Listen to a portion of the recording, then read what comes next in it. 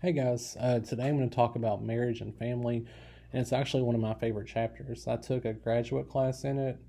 It was a really tough class because we had like 250 pages of reading every week. So it was a lot of work, but I actually enjoyed it because I learned so much about different types of families, different forms of families. So it's something that I always enjoy teaching. But the Census Bureau says that a family is two or more people related by birth or adoption who share resources, care for any independence, and often maintain close emotional relationships. Um, I personally have a problem with that because I don't believe that you have to be married to be a family, or I don't believe that you have to be related by adoption or something like that, or another way like that to be a family. I think a family, honestly, is whoever you choose. You're not you shouldn't be set into like some regulations. There used to be this thought of like a family being a certain thing, but over the years that's changed. A lot of people would consider their friends their family instead of their actual family. Um, a lot of people would consider their pets their family. I mean, I have a cat, and I basically consider him a kid. I mean, he basically is my kid. Love him to death. So I don't think that you have to technically, in my mind, in my eyes, in my opinion, that you have to be connected and through marriage or some kind of um, social commitment of some type to be a family. But again, that's the technical definition of family.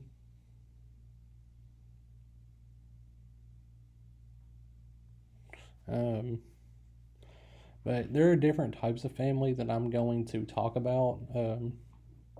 One of them, and they come in pairs. The first set are nuclear family and extended family. A nuclear family is a family which consists of parents and or children, or parents and children, I should say. This was something that was very popular back in the 50s and 60s. I always think of Leave It to Beaver, that show, whenever I think of nuclear family. Like, that would be the example that they put out there, is what the nuclear family is. Um,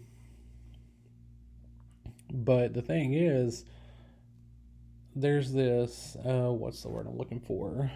There's been this assumption, or that people would try to convince others that the nuclear family has always existed, that that's been the gold standard, that's how every family used to be. But that's a lie. It's false. While there are plenty of nuclear families, and they were once more visible than what they are now, because now you have so many different types of families. Even though they were much more visible at one point, it wasn't the standard for every family. That's you think about that show Leave It to Beaver, and if you don't know what I'm talking about, then go to Google Images and type in Leave It to Beaver family, and it'll show you. But that, in a way, it was used as a prop to kind of promote that, in my mind. Because while, like I said, while it existed, there were so many families even back then in the 50s and 60s that weren't a nuclear family. Some people now say, oh, well, they're trying to dismantle the nuclear family, they're trying to take it apart. No, we're not trying to dismantle it. No, people aren't trying to dismantle it. They're not trying to take it apart. Especially since the fact that it didn't always exist. There's actually a book that I read in my graduate class, and it's called the Way We Never Were by Stephanie Coontz. So The Way We Never Were by Stephanie Coontz, and it talks about the nuclear family and how it was, not always what people said it was. It wasn't always the gold standard. It wasn't that way for every family. So, if you ever decide you want to check that out, I would recommend it. We have nuclear. We also have extended family. And extended family is not just parents and child, but excuse me. And also other family members that live in the same house with them. So, like, that would include cousins, grandparents, aunt and uncles. So it basically, pretty much any and every family member would be the extended family. We also have the family of orientation and procreation. Family of orientation is the family you're born into, and family of procreation is the family you create yourself.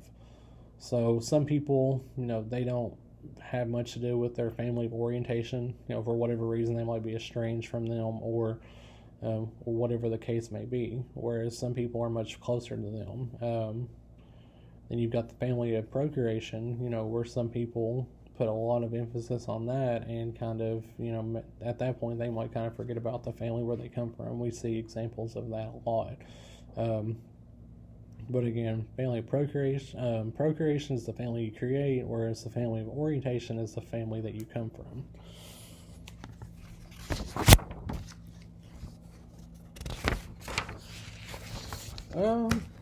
Now I want to talk about marriage a little bit. I'm going to talk about some different types of marriage, or different types of relationships.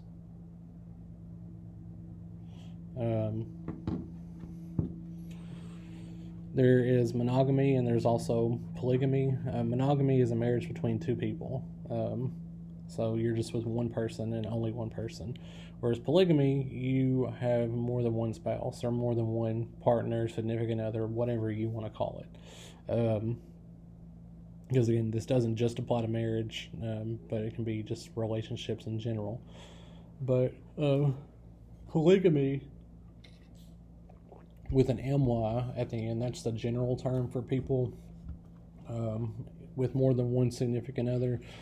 Whereas polygamy, with an NY, that's specific to one man having more than one significant other. So like a man having two wives, or even a man having two husbands, or two boyfriends, or a man having two girlfriends, whatever the case might be. That's polygamy with an NY. That's specific to a man having multiple partners. Whereas there's the term polyandry, and that's where a woman has more than two partners.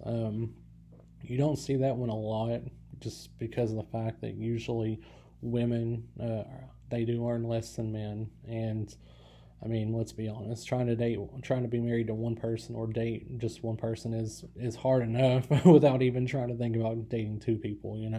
Some people are for that challenge, some people like it, but for me, just dating one person, it's more than enough if I had to deal with that. We also have endogamy and exogamy. I mentioned endogamy when we talked about the caste system and the stratification chapter, and that's where you marry within your same social category. So there are times where, a lot of times where we see people marry within the same racial category. We see people marry within the same religious category. We see people marry within the same, nationality. So there's a lot of different, types of endogamy, a lot of different factors involved. Then there's exogamy, where you marry somebody outside of your social status or social circle. You don't marry somebody, you might marry somebody that's a different religion, or somebody that's a different race, or you might marry somebody from a different country, a different nationality. So, that's what exogamy is. And then speaking of marriage, you have arranged marriage and free choice marriage. This country, we mostly have free choice marriage, where it's based on romantic love, where we meet somebody and we might fall in love and get married based off of that love. Whereas arranged marriages, it's not based on love at all. It's based on a lot of other factors. Usually when I say the term arranged marriage, it's a lot of bad looks, or just has a really negative connotation. And in some cases, it's certainly justified, because there are some cases where you have a lot of people who have been married against their will, or are forced to be stuck to in a marriage that they don't want to be in. But more so than not, arranged marriages are, they're not that way. There is actually a lot that goes into it. The family will find a significant other for their son or daughter that they're trying to marry. They'll actually have like a list of criteria, and actually try to almost, I guess, in a way, make it like a business decision. And some people are completely okay with that. they're okay with marrying somebody not loving them. If they have, characteristics A, B, C, and D, these important things like maybe like economically, if, they match up well, maybe, if their religions are the same, just a lot of different factors. They say, if I have all these, if, and if we get along great, then I'm completely fine with not being in love with the person. Maybe that love will come at a later point. So, some people, they like arranged marriages because of that.